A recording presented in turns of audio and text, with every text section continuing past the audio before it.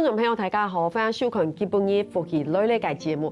基本的嘅医疗单元讲嘛嘅咧，哇，非常嘅重要，老你嘅耳孔有关系吼，系咩动作嘅因为起到，伤心耳孔用嗡嗡嘅上瘾，了上心动到，唔过上心有动久，系咩对你嘅生发要重新嘛嘅问题，基本嘅是好好嚟讲，两只问题好好嚟分享，大家嚟分享啲見解，裏邊其實係類似附帶自然嘅耳鼻喉科嘅主治先生中風炎先生分享。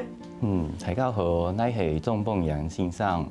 大家好，我是张邦彦医师，目前在辅大医院耳鼻喉科。欢迎张医师。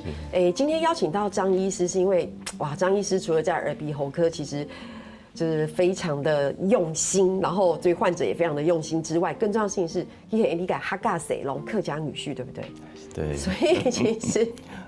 所以其实有时候好像是跟这个太太这个回去的时候，会回太太家那边时候，会常常听到大家在用客家话聊天。对，很常。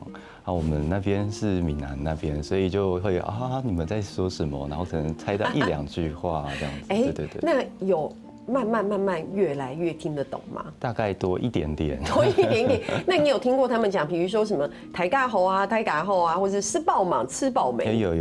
这个有是不是？对。因为这个台尬口内有影响哈，这个张医师的太太呢，之前也来过理解医疗单元，讲的就是大肠直肠，对不对？哇，这个真的很有帮助。我觉得。哈白要跟那个太太讲说，哇，回到家里要多跟张医师多讲一些客家话，然后让张医师下次来上节目的时候，哇，客家话就可以进步。再多讲。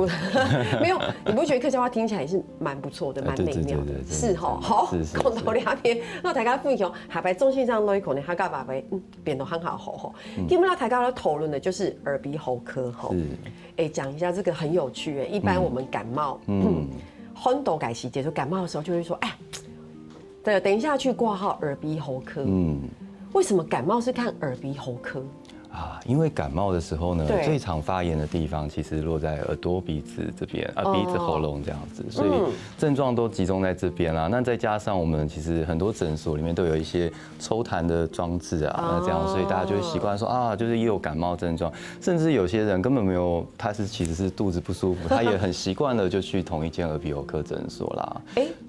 那如果他其实只是肚子不舒服去耳鼻喉科，这样是可以的吗？通常他们还是会看，当然就是会不如肠胃科这么的专业，不过还是诊所都还是会尽量的服务大家。也是哈，因为一般来讲，你很多改时间台家是不是起到我流鼻水，我说哇咳嗽不舒服，就会直接去看耳鼻喉科。可能也是因为在街上走的时候有比较多耳鼻喉科的诊所哈，所以你看俩是嘿台家走到一块，不过今天台家在讲的其实特别是耳鸣两件事情。所以其实更多的是耳鸣的患者会去看耳鼻喉科。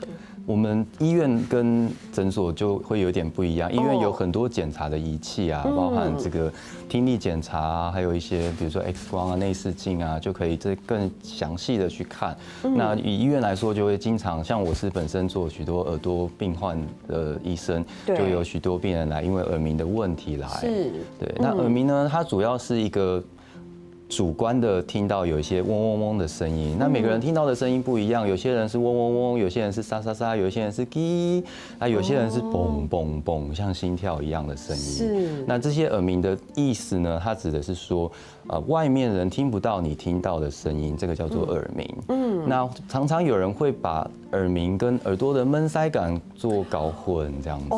什么意思？耳朵的闷塞感，他会觉得塞住了，然后隔成一层膜的感觉，但是很多人是不是跟游泳一样？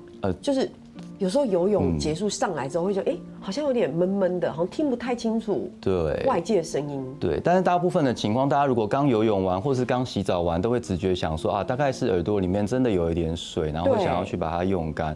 但是很多人来看的大部分的人，他们其实没有洗澡完进水，也没有真正的游泳。那很多时候是跟内耳有一些关系。是，对。所以其实你有没有耳鸣，或是耳鸣严不严重，其实只能真的是主观表述，对不对？大部分的情况是主观的，就是只有他才听得到。对，只有少部分的耳鸣呢，是一些像血管的因素这种嘣嘣嘣的声音，我们才有办法，比如说透过超音波去发现这样子。是，大部分听不到。其实耳鸣很复杂，因为其实很多人会说啊，我因为耳鸣，然后我就觉得我好像影响睡眠，我因为耳鸣我影响工作，对吧？然后有时候耳鸣可能只是一下下，所以医生，如果他只是1分钟，这样算耳鸣吗？1分钟的也可以算耳鸣，只是1分钟就过去了，我们有时候就不会那么的在意。然后对，搭配一些局部的检查，如果局部看起来都没事啊，现在也没有症状了，有时候就暂时这个样子。对，耳鸣很严重的时候，它其实会持续很长一段时间。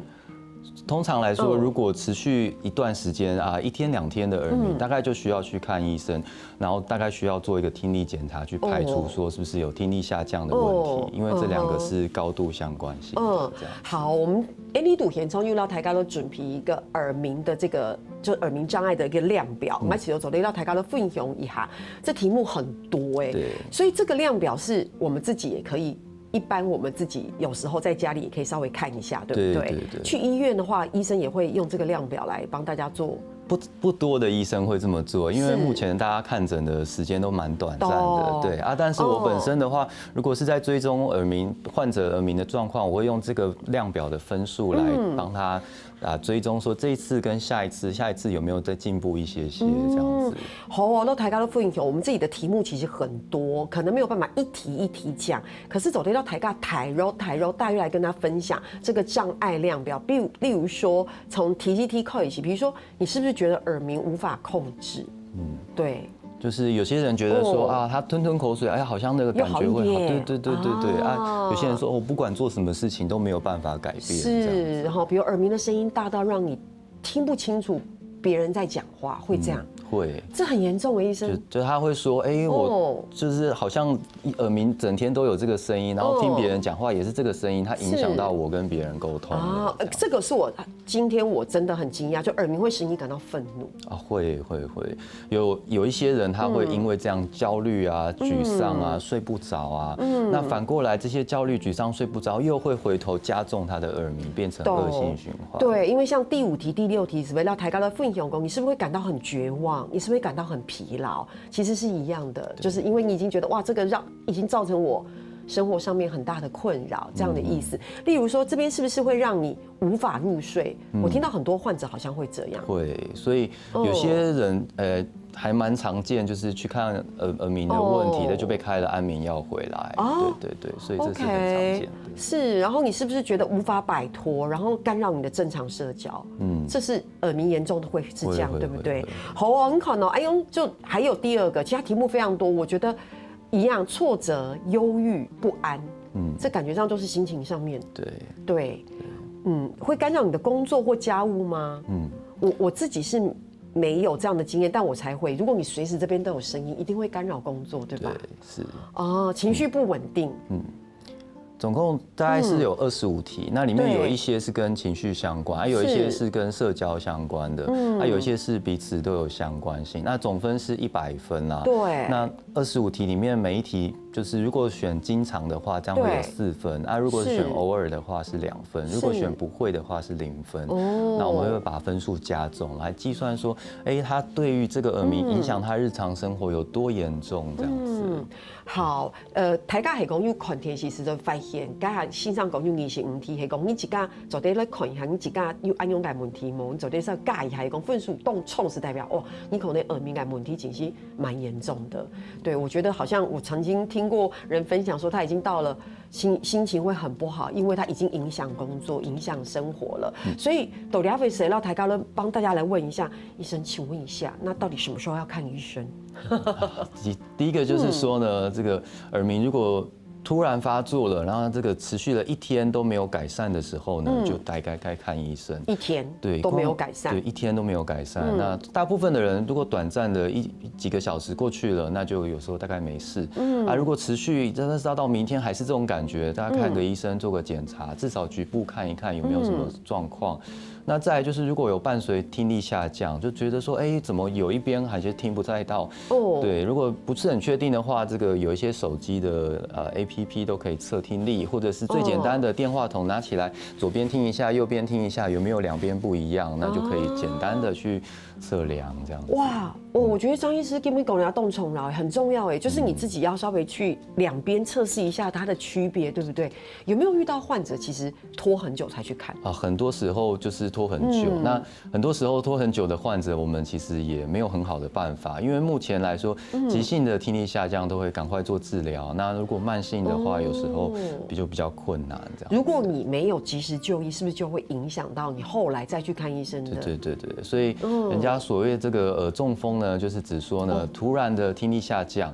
那大家都常常医生都会说2个礼拜的黄金治疗期啊，这14天之内要赶快开始做治疗，这样效果才会比较好啦。这样子。我觉得大家真的对这个东西，其实你说陌生嘛，其实也蛮陌生的。因为动豆改，相信动豆改，相信朋友为地讲，你大白说躺到变脑筋就脑中风这件事情，好像大家都很关注，因为说你有3高，对不对？那个血压会不会太高？然后说你也注意哦，你不要这个脑中风。可是大家好像没有很关心耳中风这件事情。就是耳中风呢，它其实指的是突然的听力下降，突然间，对，因为它用中风来描述说这是一个突然的状况，原本都好好的，忽然有一天就听不到了。那实际上呢，它其实中风，真正脑部中风造成耳朵中风的人非常少见啦，所以也有许多耳鼻喉科医生是不常讲这个名词啦，但是他可以很容易的让大家理解说这是一个突然的状况，这是一个很急的状况，需要赶快开始进行治疗，然后赶快来挽救听力。那如果没有把听力救回来，很多时候耳鸣就会伴随着他这样子。所以其实如果是医生讲像耳中风这样子，他其实有可能耳鸣就之后就会一直有耳鸣的状况。对，哇，所以因可能谈类动央虫，基本上是啦，用起来讲，系讲有起到耳孔又上瘾，未不你起到不舒服，你就冇爽快，系讲有引起改清音，所以加加一款心上，还有嘛改动虫了改问题，是疗害，你等下再来讲。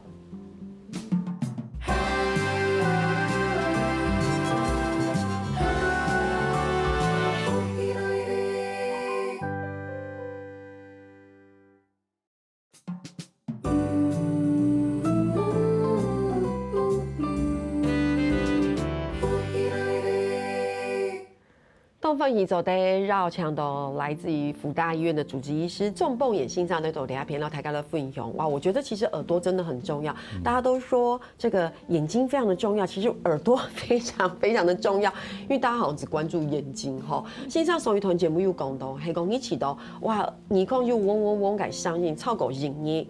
我觉得要赶快看医生，不要觉得忍一下，然后拖到后面影响治疗。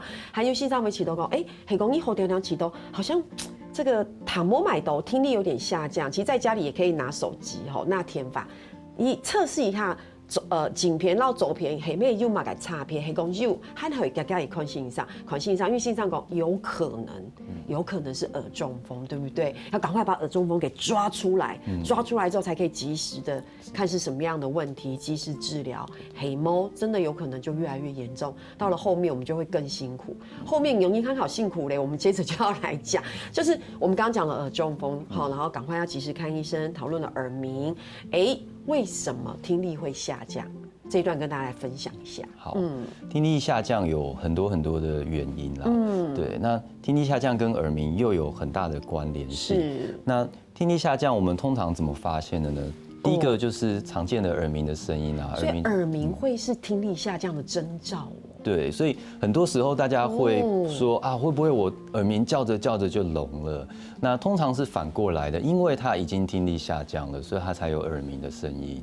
这样子，所以大家因果关系要先弄清楚，他弄清楚就不会这么的紧张。那有了听力下降，那我们会回头去帮他做听力检查，然后去找说他听力下降可能的原因在哪边。那这个听力下降是可以改变的，可以治疗的，还是说要靠助听器的这样子？我必须说，我过去的知识我都一直认为耳鸣是耳鸣，听力下降是听力下降。我其实今天我重心上来讲，第一个，大家还可以注意你也讲有耳鸣，你有口内是听力下降这有可能是症状。哇，这个好重要。再来就是你听东西怎么发现？你跟人家沟通的时候说对，就是你再说一次。对。所以如果经常就是需要就是一个靠近一下就想要靠近了，然后也想要再请对方再讲一次了，这个大概都是听力下降很明显的征兆啦。对，那还有呢，嘈杂的环境通常来说。安静的环境当然都没有什么问题，它环境一嘈杂，餐厅里面啊、菜市场，只要一听不清楚，那就回头去思考说是不是会有听力下降的可能性。对，那另外一个就是随着年纪的衰老，就是我们器官的衰退，这也是嘛，对不对？那初体安用音，其实台家有熊多吗？你为什么会听力退化？人家说，哎呀，我们劳累啊，老了嘛，对不对？没错，这的确是很重要的一个原因。不过，大家有没有发现，外界的声音，也是会造成我们听力受损的重要原因？对，就是很多时候老化当然是最常见的原因，但是很多时候这个我们现在这个耳机这么的方便，那我们经常在通勤的时候啊，骑摩托车的时候啊，又把耳机戴着，又开着很大声，对，那这个久而久之其实会伤害耳朵。那除了这个之外，有些时候呢，这种鞭炮遇到的时候，还是要离它远一点，因为鞭炮的声音其实蹦的一下都很大声。那其实研究做出来说啊，这个距离鞭炮1公尺的时候，你还是会听到120分贝的声音。哇！对，啊，这个都会伤害耳朵。那像庙里拜拜的那个连续的，对，蹦蹦砰那个，离它远一点。所以一听了就已经造成就已经影响了。通常噪音造成的伤害会跟噪音的大小有关系，跟噪音的时间长短有关系，跟噪音的距离也有关系。那我要举手。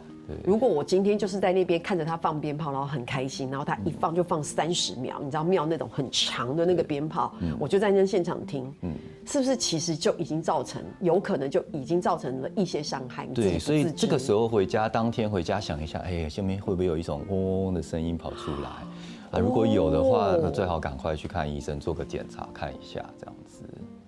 这么严重？对，会。我们时不时会遇到有噪音暴露之后呢，不管是这个鞭炮啊、演唱会啊，或者是耳机戴久了，这些都会。然后整个晚上听演唱会，然后在那边一直呐喊的也是。对。哇，那所以其实医生，那我想问一下，那你在你的诊间有没有发现有些患者其实对于听力的影响年纪有下降的趋势？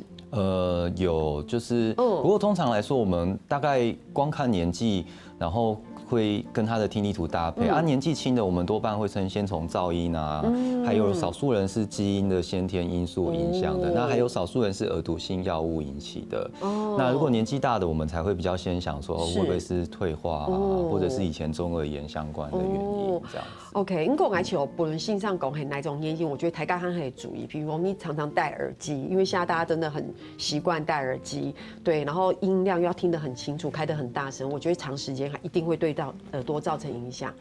这就像以前小的时候，信上都会说，哎，你不要躺着看书，对不对？你的灯源要够亮。我觉得现在要跟大家讲说，哎，你要注意这个耳机。然后我觉得，因为环境音很吵，你骑摩托车的时候旁边很吵，你的音量又开得更大声。对。通常我是会跟患者说，你要戴耳机可以，但是一定不可以有让你耳朵不舒服的感觉，有不舒服的感觉，或者是你一想要去把它外面的声音压掉，这就是会开太大声，这样子。好，那我觉得可能，好，大家请先要注意。那塞到耳朵里面的耳机跟这种耳罩式的会有差别吗？其实是差不多的，对，所以没有很大的对。重点才是你开的多大声，不要太大声。对，然后如果你真的开得很大声，只是一下下就好了，不要太久，会伤耳朵。好哦，我们看 Kim 感觉上我们好像那个父母亲有没有跟大家在讲说，大家很注意哦，所以不管 Kim 看电视系上应该讲，有2年级改音，所以注意用改保护哈。讲到两篇，我们要接着来讲，就是说，其实大家想说哇，听力下降对生活会造成一些影响，其实我觉得不只是生活，其实它可能跟你台家讲的失智也会有关系啊。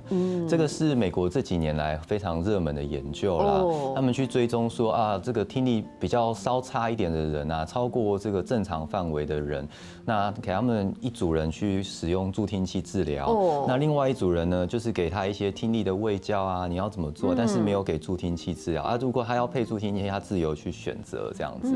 结果发现呢，有助听器的这一组人呢，他们之后变成失智的比率就有比较低啊，那就证实说呢，这个失智这个是跟听力受损有关系，而且其实有戴助听器的人可以延缓他失智的时间，这样子。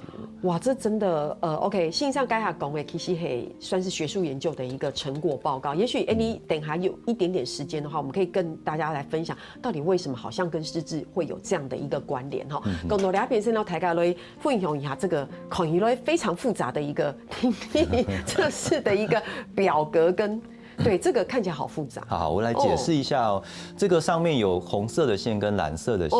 红色的线呢是右边的耳朵，蓝色的线呢是左边的耳朵。那图形上面呢，左边这个是这条线呢，如果在越下面，代表要越大声才听得到，代表听力越不好。那如果是听力很好的人，他的线就会在最上面。对。那上面有这个125、250、500，这个可以想象成上面钢琴键上面的声音。那这个就是用钢琴键上某些声音呢，去测说他在某一个音频下面能听到多大声这样子。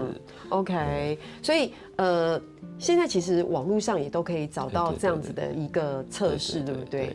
就是蛮多，就是有网页的，也有手机 APP 的程式啊，都可以帮你去测。那甚至也是有很有趣的这个，就是耳朵年龄的测试啦。那他就说啊，给你一些超高频的声音，对，然后看你说你能听到多少超高频的声音，可以判断你耳朵的年纪啦。但实际上呢，这个其实是有一些陷阱啊，因为它这个超高频有时候跟你的喇叭有关系啊。有些人他的喇叭没有这么好，他就放不出超高频的声音。所以对，其实有时候它并不是这么的准确，但是有一些参考的价值。因为你下动动音你手机拿出来是讲，轻动到底走在躺到几度，你就按 play 之后，然后它就会有一个声音，然后你就听，你说你听得见，然后其实会测试你到底听了多长。到了后面的时候你就听不见，他说哦 OK， 你的耳朵年纪大概在什么时候？它可以是一个判断的一个参考值。对，参考。可大家不要因为这样就好像觉得很害怕或很恐慌，因为你的就像信上讲你那个放出来的是不是对的音量，或者是好的喇叭也是会有影响。所以你要知道大家都会讲，所以讲到两边大家又发现么？除了有动注意你尼控的听力的有没有被影响，有没有退化，其实也是有一些方式可以来测试。我觉得无论如何，就是告诉我们大家要关心一下自己耳朵的听力。讲到两边，医生刚刚讲到，其实如果说真的听力退化的话，有可以戴助听器。所以助听器其实它还是有些差别的。对。那助听器来说呢，其实你可以把它想象成，我们眼睛有近视就戴个眼镜，那耳朵呢听力如果有下降，那没有办法靠吃药啊或者是手术来改善的话，那就使用助听器这一个辅助的装置呢，那可以让我们重新听到，就是我们可以原本听不太到的声音啦。那助听器呢，它有分这个比较基本的，也有叫做辅听器呢，也有分比较进阶的叫助听器。那一般来说呢，辅听器它指的是单纯把声音放大。那通常呢，适用于一些就是可能他听力稍微有一些下降，但是却没有非常的困扰的人啦。所以意思就是，比如说我这样戴助听器，比如心上一拱会，因为戴着它，所以他自己的声音就立刻变大，其实就是协助你听的，跟我们开家里的遥控器一样，只是把声音变大。对，单纯放大。那助听器呢，它就比较复杂了，通常适用于听力再差一点点的患者啦，它会把小的声音放大，但是它大的声音它只会稍微放大一点点。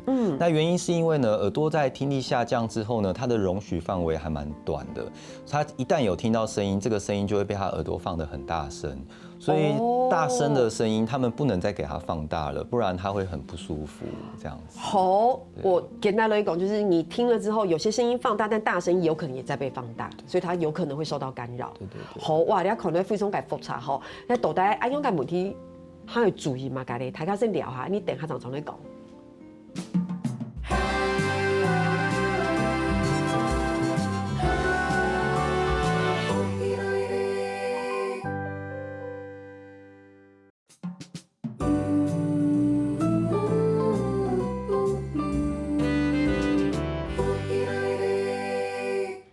东方宇宙的绕墙头，中信上来到节目第一读，老大家来讲，哇，你控改问题，今天最大的收获就是除了关心眼睛，要一样关心耳朵，因为大家可能没有想到，其实等到听力真的退化的很严重，其实对生活的影响是很大的。我举个简单的例子，比如说有时候长辈走在路上，你自己听力退化，他们其实可能不太愿意去面对，他就会觉得可能没有关系。可是你有没有想过，你走在路上，你可能听不到车子的声音。有时候你走边边，有时候车子从旁边，你根本来不及闪，我觉得很危险。所以有时候不只是社交的问题，它会影响你的生活。好，你是上一团节目来讲，听力退化两件事情，总得带助听器。可是助听器其实真的蛮复杂的，为什么我们来了解，很多人其实不愿意戴。对。这个很多，第一个是说呢，就是听力下降的患者呢，他们可能长期他其实听不太到外面的声音，所以他其实已经习惯很安静的状态了。那今天忽然戴一个助听器，他忽然觉得外面声音突然变得好大声，他开始不适应，这样子。所以呢，助听器它其实跟眼镜不太一样的地方是，眼镜常常我们买了回家，可能就用个3-4年，然后都没有再回去店家调整。对。但助听器可能就时不时要回去调整一下下。多久呢？可能最好就是3个月就去调一下，或者是他任何觉得说，好像还是不是很够用啊，或者是太大声的时候呢，都值得回去店家，然后再请他再帮你调整一下下。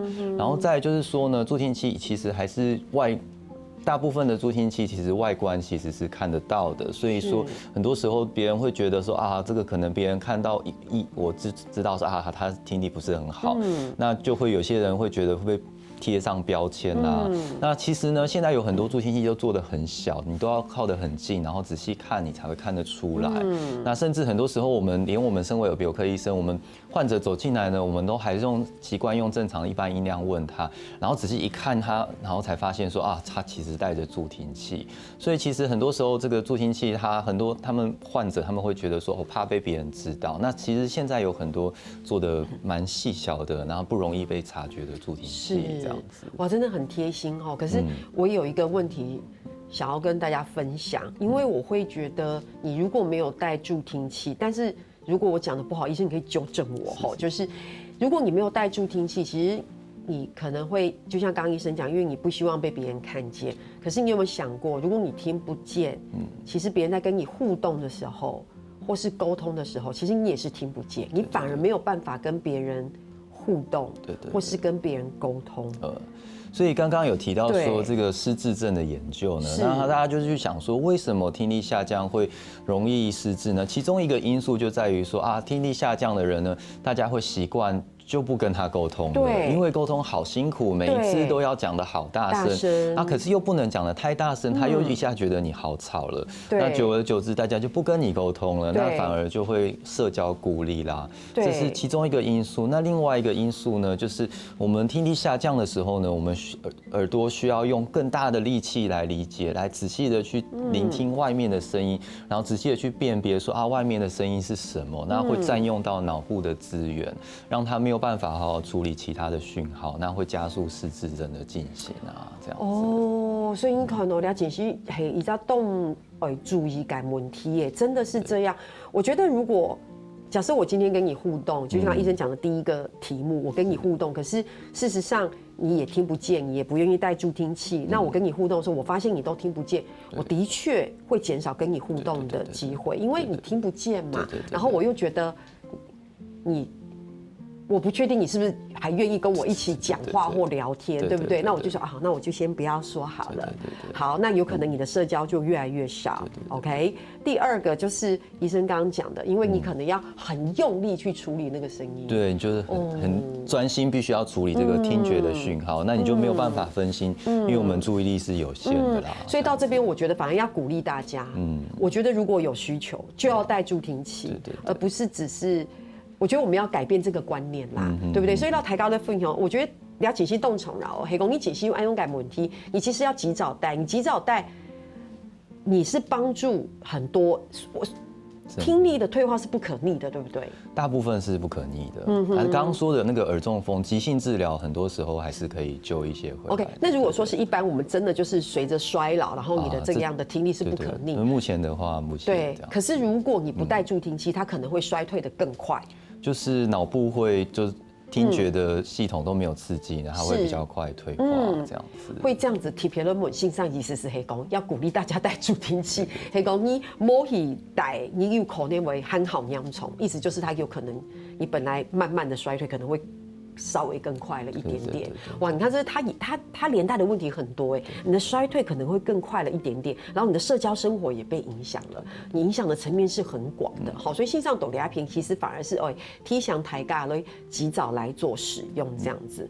好，讲到俩片呢，有一个问题好好来问一下线上哈，该是黑讲，就是如果家里有听力退化的长辈，那我们要如何跟长辈互动跟沟通？就是如果他有听力退化的问题，有一种就是医生说的，如果你都不跟他讲话，他也好辛苦，对不对？你还是要跟他讲话呀。那但是我们要用音让去讲话的。其实这个不只是适用于长辈啦，我想任何有听力受损的患者，不管他是对，不管呢是有戴助听器没戴助听器，有没有用辅助的听力的器材，都可以适用哦。那第一个就是说话要尽量放慢速度，不要用我们平常讲话的速度，那这个会帮助他可以就是比较容易去理解讲话的内容啦。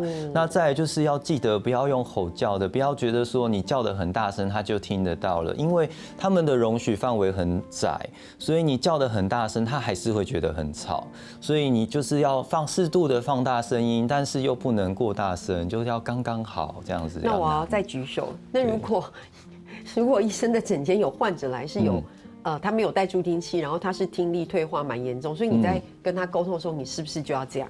对，我们会很习惯。其实常常我第一眼就是进来的时候呢，他们会说我听力下降很久了，那我们就去做个听力检查。那回来我一看到听力图呢，我不自觉的就会看到就开始放大声音你这个是怎么样的原因啊？对，然后开始放慢速度，所以我们现在应该要怎么做？哇，所以你晚上回到家还要吃喉糖的概念，哇，很辛苦。因为我刚刚就在想是这样再来就是尽量让对方看到嘴型。对，所以有些时候我们平常戴的口罩，然后一知道他听力，一看到图形知道他听力很不好，我们口罩就拿下来，必须要放慢讲，然后让他看嘴巴，这样就会让他说就知道你在讲什么。你看大家都不知道耳鼻喉科医师其实还有这个面向这么辛苦。OK。然后再来第三个的话呢，如果长辈呢常常在家说其实他经常有耳朵嗡嗡叫的声音呢，这个有些时候还是值得带来医院做个检查，知道他听力的程度，那有没有符合可以考虑试试看助听器的标准啦。那所以第三个跟第四个其实一样意思啦，就是有耳鸣的声音，不管是急性的、慢性的，都可以及早来就医，然后了解是怎么一回事。那当听力下降的比较厉害的时候呢，还是要去判断说，医生其实会帮你算分数，有没有达到身心障碍鉴定的标准。那如果有听力障碍的身心障碍的标准的话呢，还是有助听器的补助啦。太棒了！你看我们有助听器的补助了。大家大家简单分享一下，其实这个卫福部助听器补助的额度这边是有的因为等下频道大家分享的，我们是先分享65岁以上判定为轻度听损的，其实有这么多不同的款式，然后其实它是有这样的预算去可以补助的。就是常常患者会第一个问说他补助多少钱，其实我们真的是一言难尽不管是轻度听损、中度听损，或者因为这个身心障碍它有分等级，那不同等级补助的钱就不一样，还有没有低收入户的差别，所以这个一言难尽，但是都会先帮助他们走这个鉴定的流程这样子。对。哇，还想看你今天节目该。乡亲朋友听说收播动态，我觉得大家一定收获很大因为其实老台家咧讲的主意，你控改听力，看到从脑改世界耳鸣很重要，我觉得要赶快就医。如果有安用嘅问题，係講要糖迄類感覺要退化嘅問題，而且今天最關鍵的問題就是跟大家講，拜託，我覺得要戴助聽器，慢慢的適應。然後我覺得我們有聽力退化的朋友們相處，我覺得我們也要調整我們跟他們沟通的方式，不然你看醫生都這麼的辛苦，講話還要把口罩拉下來。我剛剛都還想問他說，你不怕這樣會感染感冒嗎？對所以今天非常感謝線上的節目地圖，讓大家的分享。我想耳朵不只有耳鳴或者是聽力退化的問題，還有非常多跟耳鼻喉科相關的這個疾病所以希望線上下擺有機會可以再多來節目跟大家好好的分享。謝謝。好，師母線上，好，聽年下來咧，讓想理解鄉親朋友強下來做認同了。เรา将大家來到福喜來嚟嘅民宿勤宅，還有天日客家電視 YouTube 頻道，還有老兩個影片勤宅分享出去俾大家哦。